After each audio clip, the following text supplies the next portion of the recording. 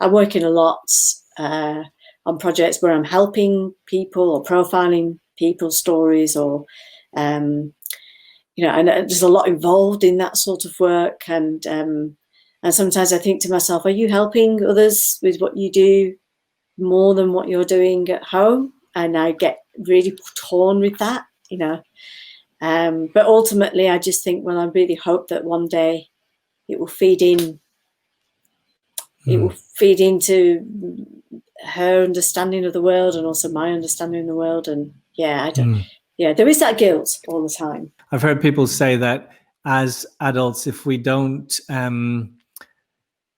to some extent try and fulfill our potential in the world, but we wanted to, the kind of you may feel regret, and actually by doing it, even though it's challenging, your kids will ultimately see a person who is really trying to fulfill themselves, and hopefully they'll grow into that as an example. So I think you're doing maybe now she's young, but I think she'll grow up and she'll see that her mom went out and did all these great things, and I think I'm sure she'll definitely be inspired.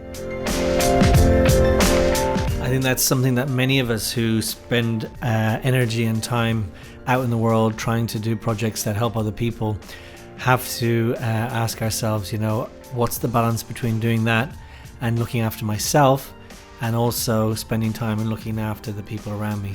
So such an interesting insight from Sima. You can hear the whole podcast on Apple Podcasts, Spotify, or any of the other podcast platforms. Please rate and review the podcast. I'll be reading out reviews on some future podcast sessions. So in the meantime, I'll see you on the next podcast, and have a great week.